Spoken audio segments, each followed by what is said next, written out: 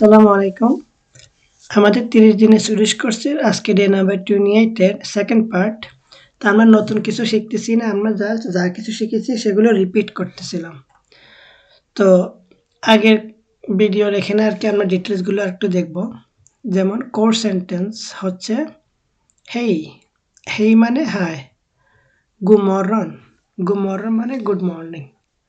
কেউ কিছু দিলে তাকে আমরা কি বলি? থাক। সে বলবে হয়তো "বাস্যগত", "ইউ আর ওয়েলকাম", থাক মানে থ্যাংক ইউ, ধন্যবাদ। স্মল টক হতে পারে "হুর মোর ডো", তুমি কেমন আছো, হাউ আর ইউ, হুর মোর দো, ব্রা থাক। হয়তো ফিকা, এখন আমরা ফিকা করব, মানকান তখন বলা যায় যে ফিকা tid বা ফিকা টাইম।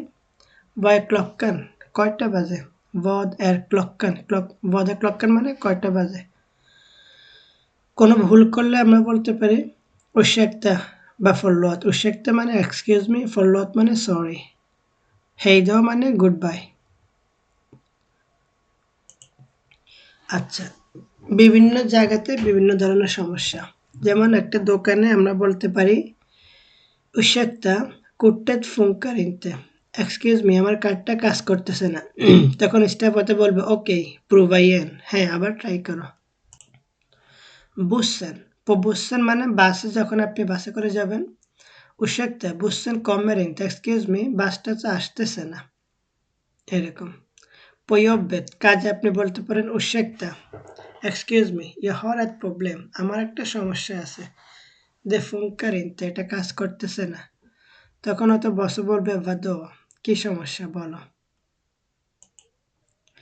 যখন আপনি কোনো কিছু না বুঝেন তখন när du inte förstår এগুলো বলতে পারেন। erkänna মানে acknowledge, মানে আপনি স্বীকার করতেছেন আর কি, যে jag förstår inte, আমি বুঝতেছি না।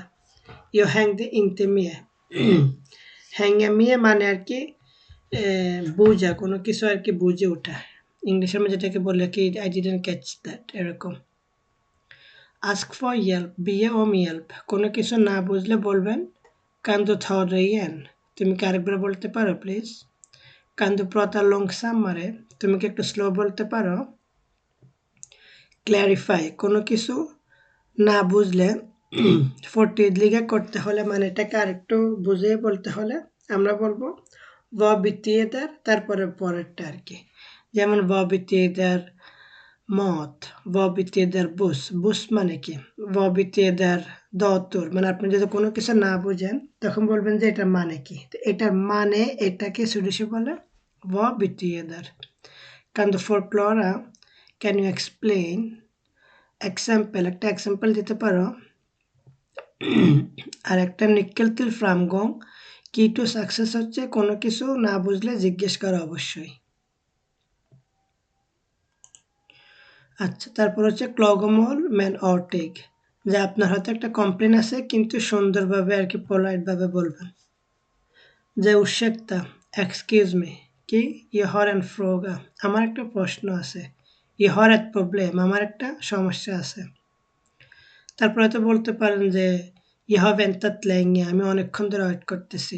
det är sent, এটা অনেক লেট। বা কফিটা কাল্ট, বা এটা trasigt, এটা ব্রোকেন। এরকম আর কি ক্লগমল থাকলে এটা আর কি ursäkta দিয়ে শুরু করলে তখন জিনিসটাকে আর কি মানুষ সুন্দরভাবে নেয়। কাউকে হয়তো বলতে পারেন যে kan du hjälpa mig, আমাকে একটু সাহায্য করতে পারো। vad kan vi göra, আমরা কি করতে পারি।